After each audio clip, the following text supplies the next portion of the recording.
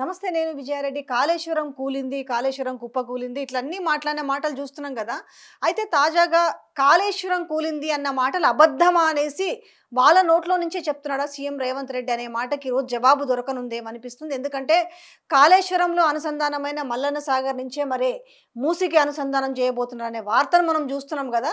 దీంతో పూర్తి క్లారిటీ కావాలంటే మీకు ఇంతకుముందు కూడా గత 3-4 రోజుల క్రితమే అసలు కాళేశ్వరం అంటే ఏంది, అందులో మేడిగడ్డ అన్నారం సుందీల గురించి కూడా వీడియోని చాలా క్లియర్గా మీకు డిస్ప్లే చేసి చూపించడం జరిగింది. తను మొత్తం కూడా గీసి ఏది ఎక్కడుంది ఎందుకు అవసరం అనేది మనకు ఉద్యమకారుల వి ప్రకాష్ గారు చూపించడం జరిగింది. ఈరోజు కూడా నిజంగానే మన కాళేశ్వరం సంబంధం లేకుండా కేవలం మల్లన్న సాగర్ నుంచి ఎట్లా వస్తాయి, మల్లన్న సాగర్ ఎక్కడుంది, ఇలాంటి విషయాలను అడిగి తెలుసుకుందాం. సార్ నమస్తే. సార్ నమస్తే. మూడే ప్రశ్నలు సార్. కాళేశ్వరం నీళ్ళు అంటున్నారు మీరు కదా, మూసికి అనుసంధానం రేవంత్ రెడ్డి చేస్తాడట, మరి మల్లన్న సాగర్ ఎక్కడుంది? ఈ రోజు కూడా మీరు మొన్న ఒక వీడియో చాలా మందికి చాలా క్లియర్గా అర్థమైందని వాళ్ళ కమెంట్లలో చెప్తున్నారు.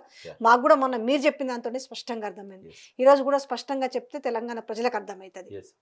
సార్ చెప్పండి సార్, ఎట్లా మళ్ళీ ఒకసారి మేపేసుకోవాలి, ఎట్లనే ఏరు కానీ మాకు అంటే ఇప్పుడు వాదన ఏంది, మొన్నటి దాకా మరి కాళేశ్వరం కూలింది అన్నారు. మరి కాళేశ్వరం కూలిందన్న తర్వాత మరి హైదరాబాద్కి గోదావరి నీళ్ళు, అదే మూసికి గోదావరి నీళ్ళ జలాలని హైదరాబాద్కి అందించే కార్యక్రమంలో అనుసంధానం చేస్తామంటారు కదా. ఇందులో క్లారిటీ కావాలి, మల్లన్న సాగర్ ఎక్కడుంది? ముందు రేవంత్ రెడ్డి గారికి థ్యాంక్స్ అమ్మా, అభినందనలు కూడా. ఎందుకంటారు? ఎందుకంటే మొట్టమొదటిసారి ఆయన ముఖ్యమంత్రి అయిన తర్వాత ఇవాళ తను మాట్లాడే తప్పు తనకు అర్థం కాకనో కావాలని ప్రజలకు మాయమాటలు చెప్పో కాళేశ్వరం కూలేశ్వరం అన్నా, ఈ కాళేశ్వరమే నాకు దిక్కైతుంది, హైదరాబాద్కు నీళ్ళు రావాలంటే కాళేశ్వరం తప్ప మరొకటి ఇంకో మార్గమే లేదు అని అంగీకరించిన రోజు ఇది. ఈ చరిత్రలో మిగిలిపోద్ది ఆయన ఇవాళ శంకుస్థాపన చేసేది. ఎందుకు అంటే నీళ్ళు ఎక్కడి నుంచి రావాలి, హిమాయత్ సాగర్కి గండిపేటకు ఒకసారి చూద్దాం మనం. ఇది హిమాయత్ సాగర్, ఇది ఉస్మాన్ సాగర్, గండిపేట, ఇది గండిపేట అనుకుందాం, ఇది గండిపేట, ఇది హిమాయత్ సాగర్ హెచ్. ఈ రెండింటికి నీళ్ళు రావాలంటే ఇగో ఇక్కడ గోదావరి ఉంది, ఇక్కడ గోదావరి మీద నీళ్ళు తేవాలంటే ప్రతి 5 సంవత్సరాల్లో 3 సంవత్సరాలు ఈ 2 రిజర్వాయర్లకు హైదరాబాద్ తాగునీటికి ఇక్కడ నుంచే తేవాలి. ఎక్కడ ఫస్ట్ మేడిగడ్డ. ఇలా ఏం మేడిగడ్డనైతే పియర్ పోయింది, నేను దీన్ని రిపేరే దీన్ని ఆర్కియాలజీ మ్యూజియంలో పెట్టాలి, ఇది ఒక చెత్త ప్రాజెక్టు, ఇది కూలేశ్వరము 1,00,000 కోట్లు గంగలో కలిసినాయి అన్నాడు కదా. ఇగో ఇదే దిక్కు, ఇప్పుడు మేడిగడ్డే దిక్కు ఆయనకు. 5 ఏళ్లలో 3 ఏళ్ళు ఇక్కడి నుంచే రావాలి. ఇక 2 సంవత్సరాలు కావాలంటే ఇప్పుడు పడ్డట్టు వర్షాలు బాగా పడితే మహారాష్ట్రలో కానీ బయట కానీ ఈ శ్రీరామ్ సాగర్ వరద కాలువ నుంచో కడెం కాన్ నుంచో వస్తాయి ఎల్లంపల్లి ద్వారా ఇక్కడికి. బట్ 5 ఏళ్ళల్లో 3 ఏళ్ళు ఇక్కడి నుంచే రావాలి, వేరే మార్గమే లేదు. లాస్ట్ 30 ఏళ్ళల్లో 20 ఏళ్ళు తెలంగాణలో పంటలు ఎండిపోయినాయి గోదావరి బేసిన్లో. దానికి కారణం ఏంటంటే ఆ శ్రీరామ్ సాగర్ నీళ్ళు రాకపోవడం.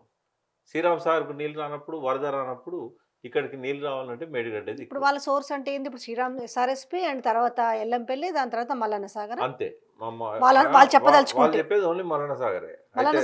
ఎట్లా వస్తాయి? ఇప్పుడు ఇక్కడ మల్లన్న సాగర్ ఇక్కడ ఉందమ్మా, ఇది మల్లన్న సాగర్ ఎంఎస్. ఇది గమ్మత్ ఏంటంటే దీనికి వాగు లేదు, నీళ్ళు వచ్చే సోర్సు లేదు, వర్షం పడ్డా నిండదు. మల్లన్న సాగర్ ఖచ్చితంగా ఎత్తిపోయాల్సిందే. ఎక్కడి నుంచి? మేడిగడ్డ నుంచి. మేడిగడ్డ ఇప్పుడు లేదుగా. మేడిగడ్డ ఇప్పుడు ఆ రిపేర్ చేయించినట్టయితే హైదరాబాద్ మంచినీళ్లకు ఎండాకాలంలో చాలా అవసరం ఉంటాయి. ఆ ఎండాకాలంలో నీళ్ళు రావాలంటే ఖచ్చితంగా ఎండాకాలంలో అక్కడనే సోర్స్ మనకు. ఇప్పుడు దాదాపుగా అక్టోబర్ నవంబర్ నుంచి ఏప్రిల్ మే దాకా ఆ గోదావరిలో వచ్చే నీళ్ళన్నీ కూడా మనకు రబీ పంటల కోసం, హైదరాబాద్ మంచినీటి కోసమే మనకు ఉపయోగపడతాయి. కాబట్టి మేడిగడ్డ నుంచి ఇక్కడ నుంచి మనం లిఫ్ట్ చేసుకొని ఎక్కడ పోసుకోవాలి, మళ్ళీ ఇక్కడ మనకు అన్నారం ఉంటుంది. ఈ అన్నారం నుంచి సుందిల్ల, ఈ సుందిల్ల నుంచి ఎల్లంపల్లి నుంచి ఎక్కడ పోవాలమ్మా? ఎల్లంపల్లి నుంచి టన్నెల్స్ ఉంటాయి 2. ఈ టన్నెల్స్ ద్వారా 6th ప్యాకేజ్ అంటే మనకు నందిమేడారం, ఈ నందిమేడారంలో రావాలి. నందిమేడారం నుంచి ఇవి టన్నెల్స్, సొరంగాలు. ఈ సొరంగాల నుంచి వస్తాయి. ఇవి ఎల్లంపల్లిలో నీళ్ళు నిండితే సొరంగాలకు వస్తాయి. ఇక్కడి నుంచి నందిమేడారం నుంచి లిఫ్ట్, ఈ లిఫ్ట్లోకి వెళ్ళి మళ్ళీ ఎక్కడికి వస్తాయి? గాయత్రి పంప్ హౌస్ అని ఉన్నది ఇక్కడ. ఈ గాయత్రి పంప్ హౌస్లో ఉన్నాయి ఏంటి అంటే ఈ బాహుబలి పంపులు. ఈ బాహుబలి పంపులు ఆన్ చేస్తేనే ఇక్కడి నుంచి ఎట్లా పడతాయి డైరెక్ట్ మళ్ళీ ఇంట్లోకి రావమ్మా మల్లన్న సార్కు. ఇక్కడ నుంచి ఎడిపోతాయంటే mid Maner reservoir, mid Maner ఇంట్లో పోవాలంటే వరద కాలువను వాడుకుంటారు. ఈ మిడ్ మానేర్ ఈ వరద కాలువ ఇది. ఈ వరద కాలువ ద్వారా ఈ ఇంట్లో గాయత్రి పంప్ హౌస్ నుంచి మిడ్ మానేర్కు లిఫ్ట్ చేస్తారు. మిడ్ మానేర్ నుంచి అన్నపూర్ణ రిజర్వాయర్ ఇక్కడ పంపులు ఆన్ చేయాలి. మళ్ళా ఇక్కడనే మీకు ఇప్పుడు ఇంకొక విషయం కూడా చెప్పాలి ఇప్పుడు జనాలకు. 3వ టీఎంసీ వేస్ట్, ఇది కేవలం డబ్బుల కోసం చేసిండు కేసీఆర్, కృష్ణారెడ్డి మెగా కృష్ణారెడ్డి బతికేయడానికి చేసిండు అన్నారు కదా. ఇప్పుడు మల్లన్న సార్లో 3వ టీఎంసీ ద్వారానే రావాలి. ఎందుకంటే ఇక్కడ దాకా 2 టీఎంసీలకు మనకు పంపులు ఇవన్నీ ఉన్నాయి. మిడ్ మానేర్ నుంచి 1 టీఎంసీకే ఉన్నది ఏర్పాటు. ఇప్పుడు కేసీఆర్ చేసిన 3వ టీఎంసీ అన్నాడు కదా, అదే దిక్కు ఇప్పుడు. ఆ 3వ టీఎంసీ ఎందుకంటే తిట్టిన వాళ్ళందరికీ ఆన్సర్ ఏంటంటే రేవంత్ రెడ్డి చేసిన ఈ 2 రిజర్వాయర్లు నింపాలన్నా, మూసి ప్రక్షాళన చేయాలన్నా, మూసి పునరుజ్జీవం చేయాలన్నా, హైదరాబాద్కు మంచినీళ్ళు తాగేయాలన్నా ఆ 2వ టీఎంసీ 3వ టీఎంసీ దిక్కు. దానికి సపరేట్ ఏర్పాట్లు చేశారు కేసీఆర్ గారు. ఈ సిస్టంతో సంబంధం లేకుండా నేరుగా ఎక్కడి నుంచి నేరుగా ఎల్లంపల్లి రిజర్వాయర్ నుంచి ఇక్కడ నుంచి మీరు చెప్తుంది ఎల్లంపల్లి నుంచి డైరెక్ట్ ఇక్కడికి 3rd టీఎంసీ. అయితే ఇప్పుడు ఈ 3 టీఎంసీలు ఎల్లంపల్లి దాకా 3 టీఎంసీలు వస్తాయమ్మా. వచ్చినప్పుడు ఎల్లంపల్లి నుంచి డైరెక్ట్గా పైప్ లైన్ ద్వారా ఇవి మల్లన్న సార్కు మనం లింక్ చేశారు. ఇట్లా మల్లన్న సార్కు అంటే వీటి మీదకి వెళ్ళే కానీ ఈ 3వ టీఎంసీ మనకి ఇక్కడ నుంచి స్టార్ట్ అవుతుంది. ఏది ఈ మధ్యలో ఈ బెల్ట్లోకి రాదు 3వ టీఎంసీ. ఈ నంది మేడారం కానీ గాయత్రి కానీ రాదు. 3వ టీఎంసీ నేరు ఎక్కడికి వస్తుందంటే మిడ్ మానేర్ నుంచి స్టార్ట్ అవుతుంది. మిడ్ మానేర్ టు ఈ అన్నపూర్ణ రంగనాయక సాగర్, ఈ రంగనాయక సాగర్ నుంచి డైరెక్ట్ మల్లన్న సాగర్. ఇక్కడ ఈ 3rd టీఎంసీ ఏర్పాటు ఏదైతే అయిందో ఇది ఎక్కడి నుంచి స్టార్ట్ అవుతుంది అంటే అన్నపూర్ణ రిజర్వాయర్ నుంచి ఈ 3rd టీఎంసీ స్టార్ట్ అవుతుంది. అన్నపూర్ణ రిజర్వాయర్ నుంచి ఈ 2 రిజర్వాయర్లు ప్లస్ మల్లన్న సాగర్. ఇవన్నీ ఇప్పుడు ఈ అన్నపూర్ణ కావచ్చు, రంగనాయక సాగర్ కావచ్చు, నంది మేడారం పంప్ హౌస్ కావచ్చు, బాహుబలి పంప్ హౌస్ కావచ్చు, ఇవన్నీ కూడా ఎవరి ఆధ్వర్యంలో జరిగినాయి? కేసీఆర్ గారు కదా. మరి నీకు ఇవన్నీ యూజ్ అవుతున్నప్పుడు మళ్ళీ సేమ్ అగైన్ అని అంటే ముఖ్య ఎక్కడ ఉందంటే తిరిగి చెప్పుకున్నట్టుగా మరి ఎందుకు వేస్ట్ అనే మాట ఎందుకని ఈరోజు మళ్ళీ ఇప్పుడు ఇవన్నీ సరే ఒకవేళ ఇది పక్కన పెట్టినా ఈ కాంపోనెంట్స్ అన్ని వాడుకోవాల్సింది కదా ఎక్కడ పోయినా కూడా. అసలు ఎక్కువ ఖర్చు అయింది ఇక్కడనే అక్కడ ఎంత అయిందంటే మొత్తము ఆ కేసీఆర్ గారు ఏదైతే ఆ 3 బ్యారేజీలు 3 పంప్ హౌజులు ఇవి చేశాడో 7,400 కోట్లు ఓన్లీ బ్యారేజీలకు అయినాయి. ఇక మిగతా మొత్తం ఖర్చు అంతా ఇక్కడనే అయింది. ఈ రోజు వాళ్ళు ఏం చెప్తారు చెప్పండి? ఇది మాట్లాడరు వాళ్ళు. ఎట్లాగున్నా ఇప్పుడు మేడిగడ్డ, అన్నారం, సుందిల ప్రస్తావన లేకుండా ఎక్కడి నుంచి తీసుకొస్తామని చెప్తారు? ఇంకా వాళ్ళు చెప్పారు దాని మీద. ఎందుకంటే చెప్తే పరువు పోతుంది కదా. ఎందుకంటే ఇప్పటిదాకా వ్యతిరేకించింది వాళ్ళే కదా. ఇది కాళేశ్వరం అనరు వాళ్ళు, మల్లన్న సాగర్ అంటారు. మల్లన్న సాగర్ అంటే జనాలకు ఏంటంటే ఇది ఎక్కడనో వేరే ఉండొచ్చు అనుకుంటారు. అంటే ఇలా చాలా రిజర్వాయర్లు ఉన్నాయి, 15 రిజర్వాయర్లు ఉన్నాయి కదా. ఆ 15 రిజర్వాయర్ల పేర్లు విడివిడిగా చెప్తే జనాలకు ఏంటంటే అది కాళేశ్వరం కాదనుకుంటారు. ఈయన కూడా అట్లే నమ్మిస్తాడు. మీకు ఒక సంఘటన చెప్తానమ్మా. ఒక నాయకుడు మల్లన్న సాగర్ దగ్గర జనాన్ని రెచ్చగొట్టి ఈ ప్రాజెక్ట్ వద్దు, మనకు ఈ నిర్వాసితులకు న్యాయం జరగదు, ఈ గ్రామాలు ఖాళీ చేయడానికి వీలు లేదు అని రాత్రింబవళ్ళు అక్కడ టెంట్ వేసుకొని ఆ కోదండరామ్ సార్ని కూడా అక్కడ ఆయన ఎంట పెట్టుకొని మధ్యలో పోతుంటే గజ్వేల్లో ఆయన అడ్డుకున్న రైతుల మీద కూడా మాకు నీళ్లు కావాలి, మల్లన్న సాగర్ కావాలంటే కూడా తుపాకీ తీసి బెదిరించి ఏ నాయకుడైతే అక్కడికి పోయి మల్లన్న సాగర్కు వ్యతిరేకంగా కొట్లాడాడో ఆయనే ఇవాళ మన ముఖ్యమంత్రి. మల్లన్న సాగర్ గురించి చాలా వాకు చవాకులు పేరు కదా. ఇవాళ అందరు పక్క పెట్టు, ఎవరైతే మల్లన్న సాగర్ అద్దన్నాడో ఇవాళ ఆయనే మల్లన్న సాగర్ నీళ్లు హైదరాబాద్కి ఇస్తానని వాగ్దానం చేశాడు. ఆ రోజు ఎందుకు ఆయన వ్యతిరేకించినట్టు? ఆ రోజు ఎందుకు అక్కడ పోయి ధర్నాలు చేశాడు? ఎందుకు చచ్చిపోయిన వాళ్ళతో కూడా కోర్టులో పిటిషన్లు వేసి దాన్ని ఆపాలని చూశాడు? ఎందుకు గజ్వెల్లో తుపాకీ తీసి ప్రజల మీద ఎక్కుపెట్టాడు? ఇవాళ ఆ మనిషి నేను ఎందుకు థ్యాంక్స్ అని చెప్పానంటే ఆయన జ్ఞానోదయం అయినందుకు, ఆయన బుద్ధి వచ్చిన ఆయన బుద్ధి వచ్చినందుకు అయితే కానీ బ్రాండ్ అంబాసిడర్ మనకు తెలంగాణకు ప్రజలకు వచ్చినందుకు మీరు థ్యాంక్స్ అంటారు. కానీ దీన్ని మళ్ళీ తిప్పి ఇదంతా వేరుగా అదే మీరు అన్నట్టుగా చాలా రిజర్వాయర్స్ ఉన్నాయి కాబట్టి ఇవేందో వేరనేలాగా ఒక భ్రమింప చేసే విధంగా మళ్ళీ ప్రజల్లోకి చెప్పొచ్చేమో. అందుకని ప్రజలకు ఏదైనా చెప్తాడు ఆయన నోటికి మొక్కాలి, ఏది పడితే అది చెప్తాడు. బట్ ప్రజల లోపల కొంత తెలిసింది ఇప్పుడు ఇంత ముందులా కాదు. ఇప్పుడు మొన్న మీరు ఇట్లా బోర్డు మీద ఏం చూపెట్టారు కదా, చాలా మంది నాకు కూడా ఫోన్లు చేసి అన్నారు, సరే ఇది ఎప్పుడో చేయాల్సింది, మనం బోర్డు మీద చూపెడితే మాకు అర్థమైంది, మీరు ఎన్నోసార్లు చెప్పిండ్రు కానీ మాకు అవి అర్థం కాలేదు, Yes. ఏది ఎక్కడదో తెలియదు. ఇప్పుడు కూడా మంచి ప్రయత్నం చేశారు మీరు. మల్లన్న సాగర్ అనేది ఇప్పుడు ఇది ఒక డ్యామ్ లాంటిది కాదమ్మా. ఇప్పుడు ఉదాహరణకు శ్రీరామ్ సాగర్ డ్యామ్ ఉంది. Hmm. శ్రీరామ్ సాగర్ డ్యామ్లో నీళ్ళు ఆపితే మహారాష్ట్రలోనే 30-40 కిలోమీటర్లు బ్యాక్ వాటర్ ఉంటుంది. అంటే మన Hmm. బాసర దాటి, Hmm. బాబ్లీ కూడా దాటి వెనక ఎక్కడనో నాందేడ్ జిల్లా అంతా కూడా బ్యాక్ వాటర్ ఉంటుంది. కానీ కేసీఆర్ ఏం చేసిండు, మల్లన్న సార్ కూడా 50 టీఎంసీలతో అట్నే కడుతుంది. 50 టీఎంసీలు 50 టీఎంసీలు అట్నే కట్టినట్టయితే ఎక్కడ దాకా పోతాయి నీళ్లు, పట్టణాలు మునిగిపోతాయి, గ్రామాలు మునిగిపోతాయి. ఈ 7 ఊర్లు 6 ఊర్లు కాదు, చాలా ఊర్లు మునిగిపోతాయి. అందుకని దీన్ని కుండలా కట్టిండు ఇట్లా. Hmm. ఇక్కడ వాగు లేదు, ఉపనది లేదు, నీళ్ళు వచ్చి ఇక్కడ పోతాయి లిఫ్ట్ ద్వారా. ఆ నీళ్ళు నిండి చాలా హైట్ దాకా ఉంటుంది అన్నట్టు. ఇది Hmm. చాలా హైట్ దాకా ఉంటుంది. ఇప్పుడు కప్పులాగా ఉండదు, బకెట్ లాగా ఉంటుంది పెద్ద. Bucket. అయితే ఆ నీళ్ళన్నీ కూడా ఈ హైట్ చాలా, ఈ హైట్ నుంచి డైరెక్ట్గా ఇట్లా తీసుకుపోయి సింగూరు తీసుకుపోతారు. సింగూరు ఏంటంటే తెలంగాణలో అత్యంత ఎత్తు మీద ఉన్న రిజర్వాయర్, ఇక్కడ జైరాబాద్ దగ్గర. Hmm. ఇది దాదాపు 1500 అడుగుల పైన ఉంటుందమ్మా ఇది. తాగునీటి అంటే అక్కడికి గ్రావిటీతో పోతుంది ఇది ఇక్కడ నుంచి. ఓకే. అంటే కేసీఆర్ గారి ఆ విజన్ మనం అప్రిషియేట్ చేయాలి. ఎందుకంటే ఇక్కడ కింద ఎక్కడో 100 మీటర్ల నుంచి తీసుకుపోయి ఇక్కడ 600 మీటర్లు ఉంటుంది. ఈ 600 మీటర్లకు ఆయన ఇక్కడ నుంచి ఇట్లా తీసుకుపోయి లిఫ్ట్ చేసి ఇక్కడ ఇస్తున్నాడు.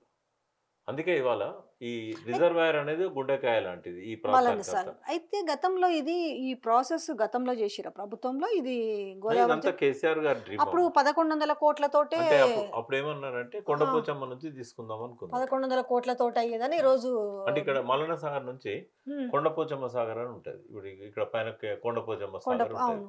ఈ కొండపోచమ్మ సాగర్ నుంచి అయితే దగ్గర అవుతుంది. ఆహా. అందుకని ఇక్కడ మధ్యలో కేశాపూర్ రిజర్వాయర్ అని ఒకటి కట్టాలనుకున్నారు మేడ్చల్ జిల్లాలో, అయితే మన కీసర దగ్గరలో. ఓకే. అయితే ఆ రిజర్వాయర్ 10 టీఎంసీలతో కట్టి హైదరాబాద్ ఆ ప్రాంతానికంతా మంచినీళ్ళు ఇస్తూ దీనికి లిఫ్ట్ చేయడానికి అక్కడి నుంచి సోర్స్ చేద్దాము, ఇట్లయితే దగ్గర అవుతుంది, 1100 కోట్లతో అయిపోద్దని అనుకున్నారు. ఆ టైంలో గవర్నమెంట్ పోవడము, ల్యాండ్ అక్విజిషన్స్ ఇట్లాంటి సమస్యలు రావడం వల్ల అది కొద్దిగా డిలే అయింది. ఇప్పుడు ఈయన వచ్చేసి ఏంటంటే 7000 కోట్లు. ఇప్పుడు నేను ఎన్నోసార్లు చెప్తుంటానమ్మా, ఒకవేళ వేరే సీఎం అయితే కాళేశ్వరం ప్రాజెక్టు 3 లక్షల కోట్లు అయ్యేది అని. 1100 కోట్లు ఇప్పుడు 7000 కోట్లు అయిందా కాలేదా? ఏం చేయకుండానే ఎస్టిమేషన్ పెరుగుతుంది. కాబట్టి కేసీఆర్ గారు ఏం యాడ్ చేయకుండా కూడా 40,000 కోట్లది 80,000 కోట్లు అని చెప్పవచ్చు. ఎందుకంటే 9 ఏళ్ళు అయింది డిలే, అన్నిటి ధరలు పెరిగినాయి. కానీ ఆయన చేయలేదు ఆ పని. అలా చాలా యాడ్ చేశాడు ఆయన. 140 టీఎంసీల రిజర్వాయర్లు 14 టీఎంసీల నుంచి. అట్నే ల్యాండ్ అక్విజిషన్ 1,50,000 ఎకరం వచ్చే కాడ 11 లక్షలు పెట్టాల్సి వచ్చింది, ధరలు పెరిగి. జిఎస్టీ 18% ఆడైంది. అన్ని పెరిగినాయి, అన్ని ఖర్చులు పెరిగినాయి. ఆయకట్టు పెరిగింది, 38 లక్షలకు పోయింది. ఇప్పుడు ఇక్కడ కదా, అంటే నాకు ఐడియా వరకు ఇక్కడ కదా శంకుస్థాపన చేయాల్సింది. ఇక్కడ ఎక్కడైతే పంపులు లిఫ్ట్ చేసే పంపులు పెడతారో మరి ఈడ కాదని చెప్పేసి ఇక్కడ ఇప్పుడు గండిపేట కాడ కదా అని చేస్తుంది.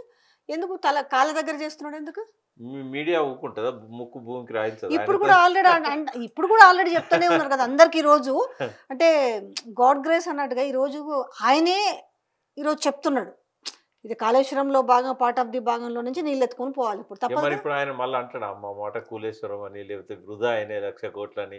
మొన్న ఉస్మానియా యూనివర్సిటీలో అన్నట్టు గంగలో పోసినట్టు అయింది 1,00,000 కోట్లు. ఇక మాట్లాడవాలి, ఎందుకంటే మాట్లాడితే ప్రజలు కర్రు కాల్చి వాత పెడతారు. ఇక మాట్లాడడానికి ఆయనకి నోరు రావద్దు. నేనేమంటున్నా, రేవంత్ రెడ్డి గారికి గౌరవంగా చెప్తున్నా, మీరేం క్షమాపణలు చెప్పకండి. మీరు చేసిన తప్పులన్నీ ఇలా మాఫీ అయిపోయినాయి. ఎందుకంటే ఏ కాళేశ్వరం అయితే మీరు విషయం ఏం చెప్తారో చెప్పండి. మీ ప్రకారం వాళ్ళు ఏం ఎత్తుకుంటారో చెప్పండి. ఇప్పుడు కరెక్టే, మీరు కాళేశ్వరంలో నుంచి ఈరోజు గోదావరి నీళ్ళు అంటే కాళేశ్వరం అని మీరు చెప్తున్నారు. కాళేశ్వరంలో పాటు మల్లన్న సాగర్ ఇవన్నీ పదే చెప్తుంటే ఈరోజు జనాలకు కూడా అర్థమవుతున్నాయి. వాళ్ళు ఏ రాగం ఎత్తుకుంటారు? ఆయన అవన్నీ చెప్పాడు. మూసీ గురించి మాట్లాడతాడు, హైదరాబాద్ గురించి మాట్లాడతాడు, ఆ 2 చెరువుల యొక్క గొప్పతనం గురించి మాట్లాడతాడు, నిజాం మీద మాట్లాడొచ్చు, మల్లన్న సాగర్ గురించి మాట్లాడాడు. ఎందుకు మాట్లాడతాడు?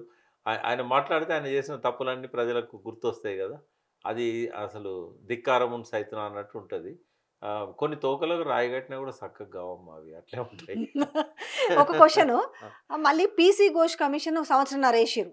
సంవత్సరంన్నర వేసిన తర్వాత హైకోర్టు స్టే ఇచ్చింది. మళ్ళీ మరి కొన్ని రోజులు వెయిట్ చేయకుండా ఎన్డీఎస్ఏ మీద పోతున్నామని చెప్పడానికి వీళ్ళకి ఎక్కడన్నా పొంతనున్నట్టు అనిపిస్తుందా?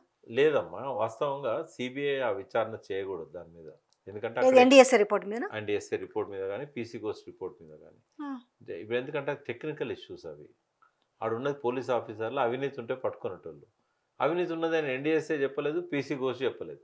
మీకోటి చెప్తానమ్మా, 28 ప్యాకేజీలు ఉన్నాయి మొత్తం. 28 ప్యాకేజీలు కాళేశ్వరంలో 7 విభాగాలు. 7 విభాగాలలో 28 ప్యాకేజీలలో కొన్ని వందల పనులున్నాయి. 15 రిజర్వాయర్సే ఉన్నాయి.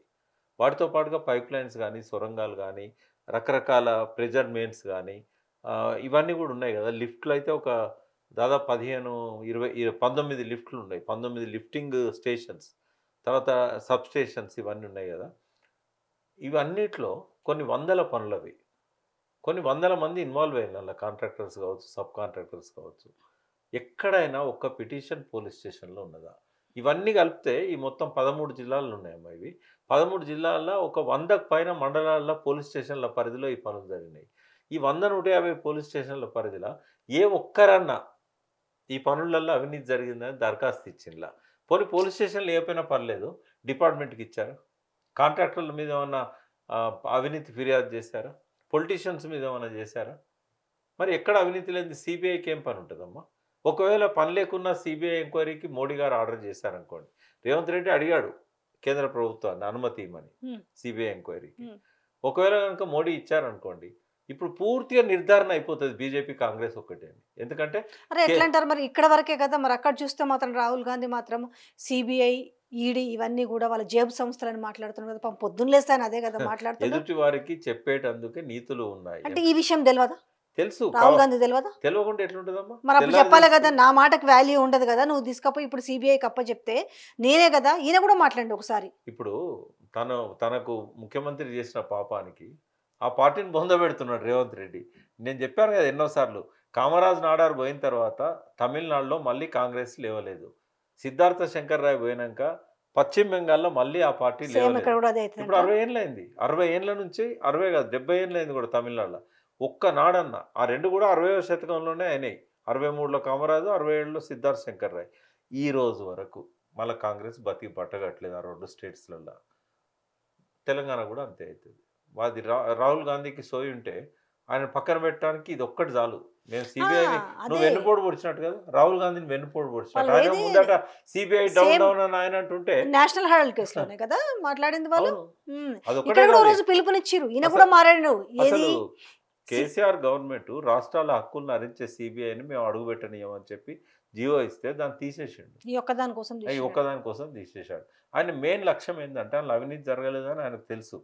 కేవలం ఈ 5 ఏళ్ళు, ఈ 3 ఏళ్ళు, ఇంకా 3 ఏళ్ళు ఉంది కదా ఎలక్షన్ల దాకా, ఈ 3 ఏళ్ళ దాకా సతాయించాలి. మేడిగడ్డ కట్టద్దు. మేడిగడ్డ కడితే అక్కడ డెల్టాకు నీళ్లు పోవు, ఆ రైతులకు ఇబ్బంది అవుతుంది. చంద్రబాబు నాయుడు ఆడిచ్చినట్టల్లా. కానీ ఇప్పుడు కట్టాలేమో కదా. మరి ఈ ప్రాజెక్ట్ ఎన్ని ఇయర్స్ పడుతుంది? ఇప్పుడు ఈ ప్రాజెక్ట్ ఆయన పూర్తి ఎక్కడ చేస్తాడమ్మా? ఓహో, మళ్ళీ ఇదొకటి ఉందా? సాధ్యం కాదు. ఆయన చేసుకుంటూ పోవాలా. ఏదో కొద్దిగా చేతిలో డబ్బులు ఉంటే ఆ కాంట్రాక్టర్లకు ఇస్తాడు, వాళ్ళ కమిషన్స్ ముడతాయి. ఇది మళ్ళీ కేసీఆర్ గారు వచ్చినాక పూర్తి చేయాల్సిందే. Okay, done. ఓకే, ఈ విషయం బాగా చెప్పారు. ఇంకొక విషయం మిమ్మల్ని అడగాలనుకుంటున్నాను. ఏంటి మీరు బాగా కాళేశ్వరం గురించి అద్భుతంగా చెప్తారు. ఈ రోజు నిజంగా కాళేశ్వరం ప్రాజెక్టు గురించి పెద్ద సబ్జెక్టు, దాని మీద కూర్చున్న వాళ్ళ ఐఏఎస్ ఐపీఎస్లు కూడా చదవచ్చేమన్నంత సబ్జెక్ట్ని ఇలా చాలా తేలిగ్గా మీరు చెప్తారు. ఎట్టి పరిస్థితుల్లో అందులో అవినీతి జరగలేదు, ఎక్కడ జరగలేదు అనేసి మీరు చాలా కుండబద్దలు కొట్టినట్టుగా చెప్తారు. ఈ నేపథ్యంలో కవిత ఇష్యూస్కి వచ్చేసరికి కవితను కూడా చాలా అగ్రెసివ్గా మాట్లాడని మీ మీద చాలా తీవ్రమైన ఆరోపణలు ఉన్నాయి. మీకోసం వెతుకుతున్నట్టుగా తెలుస్తుంది. ఏంది అసలు ప్రాబ్లం ఏమైంది? నేనే కావాలంటే పోతా వాళ్ళ ఇంటికి, నన్ను వెతకాలి. మీ మీద దాడి కూడా చేస్తారా? ఎందుకు దాడి చేస్తామనే పరిస్థితికి ఎందుకు వచ్చింది? ఇప్పుడు జాగృతి అనేది ఒక సంస్కారం ఉన్న, సంస్కృతి ఉన్న సంస్థ.